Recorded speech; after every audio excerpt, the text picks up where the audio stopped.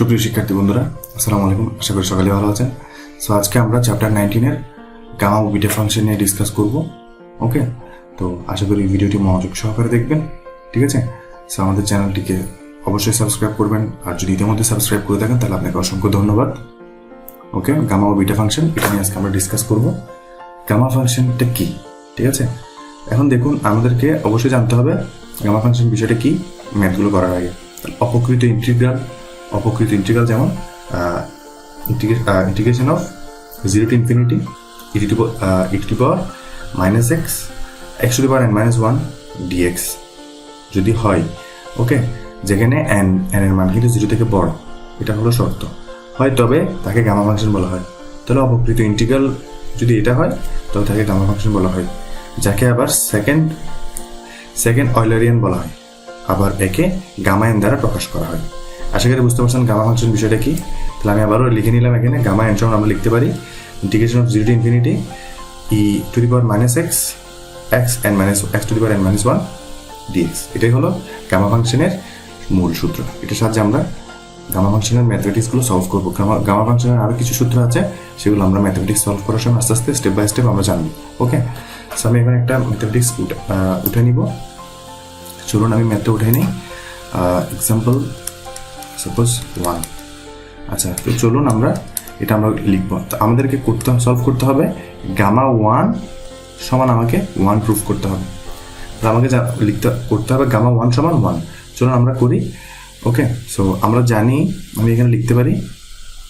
আচ্ছা দেখুন, গামা 1 সমান যদি 1 হয়, ওকে, সো এখন দেখুন আমরা জানি, আমি লিখতে integration of 0 to infinity e inverse x n minus 1 dx, এটা আমরা জানি। ওকে, এখন এটাকে আমরা 1 নম্বর সমীকরণ দিব, যেহেতু এটা আমরা জানি। ওকে, তো এখন যদি n সমান যদি 1 হয়, দেখুন এখানে কিন্তু গামা n এর জায়গায় কিন্তু এখানে 1 লিখছে। তাহলে n সমান যদি 1 হয় তাহলে আমাকে n এর মানটা বসাতে হবে। তাহলে 1 নং হতে, তাহলে আমরা 1 নং ইমপ্লাইজ দ্যাট 1 নং হতে কি পাচ্ছি, 1 নং গামা জায়গায় 1 এর জায়গায় n এর জায়গায় 1 লিখবো। Okay, integration of infinity 0 e to the power minus x to the power এই n এর জায়গায় কিন্তু আমি 1 ধরছি, এই যে n এর জায়গায় কিন্তু আমি n এর জায়গায় 1 ধরছি, যেহেতু n এর জায়গায় 1 দেওয়া আছে। ওকে, তাহলে আমি এখানে লিখবো 1 minus 1 dx। ওকে, এখন দেখুন integration of infinity two 0 to infinity e to the power minus x, এখন 1 আর 1 কাটা x নট। ওকে, তো x নট dx, তো আমরা জানি কোনো কিছুর উপরে যদি নট হয় সেটা সমান 1। তাহলে আমি এটার পরের লাইনে এটা উঠে যাবে x নটটা, তো আমি এখানে x নটটা ডিরেক্টলি উঠাই দিলাম। ওকে, তো আমি আর একটা লাইন বাড়ালাম না। ওকে, dx।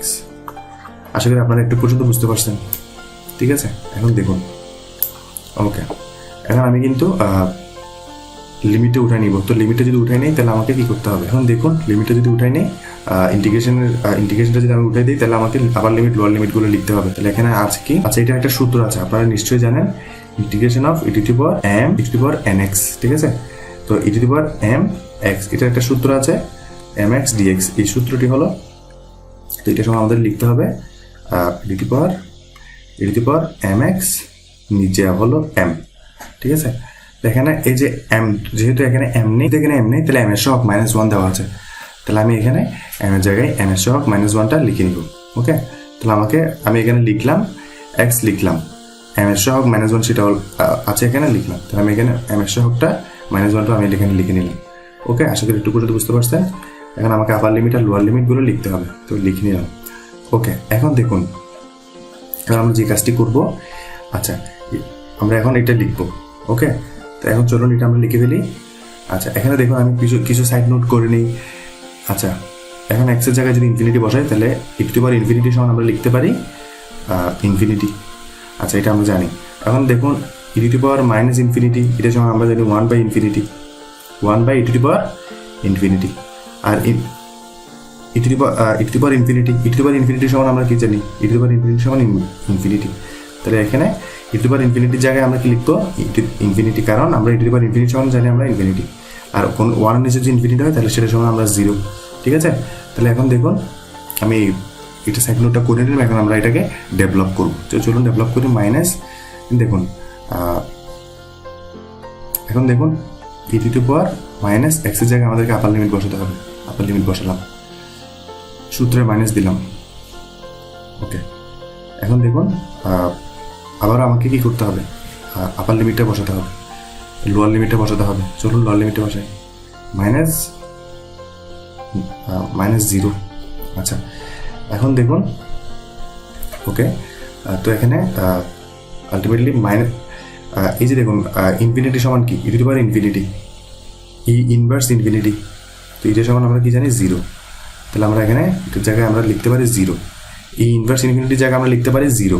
ওকে, মাইনাস মাইনাস আলটিমেটলি প্লাস, কোনো কিছুর উপরে যদি 0 হয়, অর্থাৎ কোনো কিছুর ই নট, এখানে কি দেওয়া আছে ই নট, ই নট সমান আমরা জানি 1। কোনো কিছুর উপরে যদি 0 থাকে তাহলে সেটা সমান আমরা জানি 1, তাহলে আলটিমেটলি আমরা পাচ্ছি 1। এই যে আমরা গামা 1 সমান আমরা 1 পেয়ে গেলাম। আশা করি বুঝতে পারছেন। কোনো প্রবলেম থাকলে অবশ্যই জানান। এটা হলো ম্যাথমেটিক্সের অ্যান্সার। আপনি যদি আমাদের পেড কোর্সে ভর্তি হতে চান তাহলে আমাদেরকে ইনবক্স করতে পারেন আমাদের অফিসিয়াল ফেসবুক অ্যাকাউন্ট এবং ফেসবুক পেজের, এবং আমাদের ফেসবুক যে লার্নিং ফার্স্ট একাডেমি, এলএফ একাডেমির যে ফেসবুক গ্রুপটি রয়েছে সেটার লিঙ্ক আমাদের ডিসক্রিপশনে এবং ফার্স্ট কমেন্টে দেওয়া থাকবে, অথবা আপনারা চাইলে আমাদেরকে কমেন্ট করে জেনে নিতে পারেন। ঠিক আছে, আজকের মধ্যে পর্যন্ত, পরবর্তী ক্লাস আবার দেখা হবে। সেই পর্যন্ত সকালে ভালো থাকবেন, সুস্থ থাকবেন। আল্লাহ হাফিজ।